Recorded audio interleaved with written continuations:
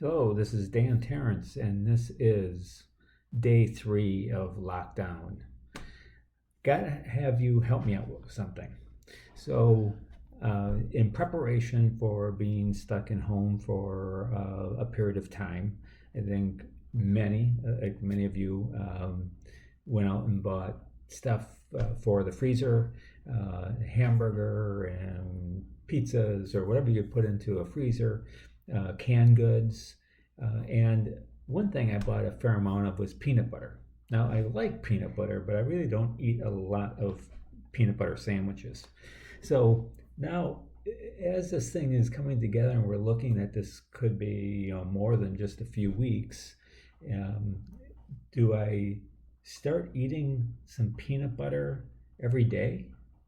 I mean, I hate to get out, say, 3 months, and then all I have left is peanut butter, and I have to have peanut butter sandwiches 3 meals a day.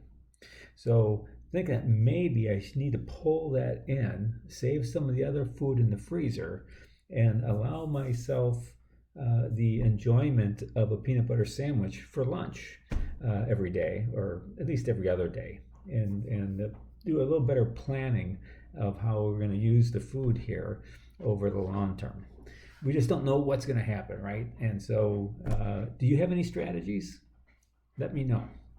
So, this is a chart I showed yesterday, and kind of the COVID-19 grief journey, from denial to anger, bargaining, depression, acceptance. I think we probably have experienced, I don't think this is always just a straight line. At the same time, or not at the same time, but and every day we probably experience almost all 5 of these, right?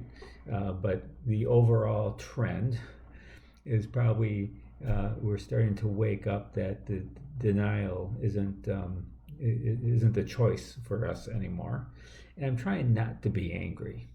So that's why we came up with yesterday something that we can do, or I guess 2 days ago, sorry, something we can do every day to kind of keep us in this. Because we are all in this together, only apart, right? Because we can't be, it's got to be at least 6 feet, but realistically, we're all in our home offices, separate homes, and we're pretty far apart. So don't stay solitary. Call and talk to at least 3 people every day. A parent, a friend, work peer, etc. And try not to talk about COVID-19 or get it out of the way. Allow yourself 60 or 90 seconds and talk about something else, whether it's a work project or something else that you're doing.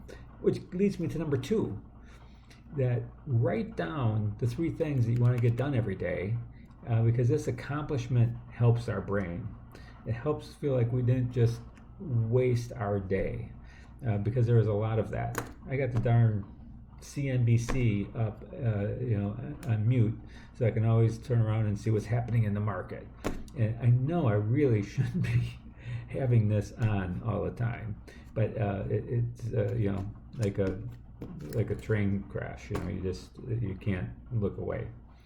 But if I get 3 things done every day, at least I feel like it wasn't a wasted day, because it's easy to do that in this environment.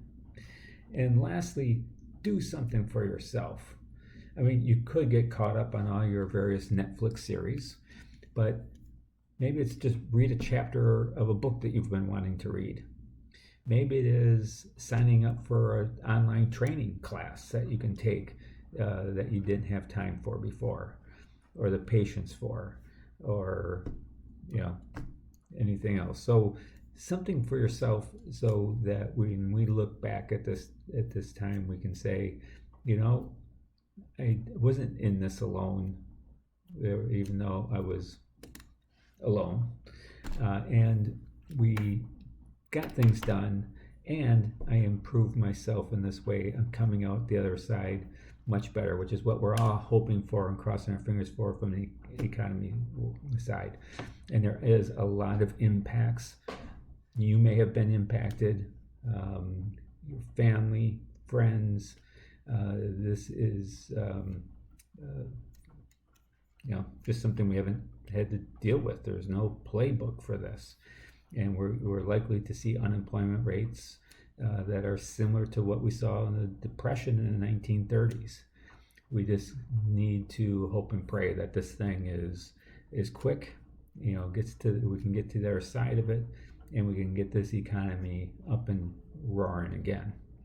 So I think in future messages here, I do want to talk a little bit about some tips for working virtually, both for the individual as well as if you're a manager. There's also kind of managing a virtual workplace, and some of those kind of things. If you have ideas or thoughts about some of the things that maybe we should discuss in this venue, please let me know. But otherwise, get something done. Don't do this alone. Something for yourself. And we will see you next time. Again, I'm going to try to do at least a little message here every other day or so. And I'm not sure if I'm going to do it on the weekend. So maybe I'll try to do 2 or 3 a week here as we go through this, where we can share some of these experiences. One thing I think I should share, because we will all have these stories, right? We'll know someone that has the coronavirus. My daughter works in the ER department as an RN at Children's Hospital here in Milwaukee, and another nurse or doctor that she worked with, they're not telling the rest of the people the name of the person, but tested positive for coronavirus, so they all had to get tested. She was tested 2 days ago. We're still waiting for the results, crossing our fingers that she has not contracted this disease. So this does get personal. And again, I'm sure we will all, at the end of this thing, hopefully not have to experience it quite so close, but we will all know people who were affected by this disease. So thoughts and prayers to everyone. Take care. Until next time.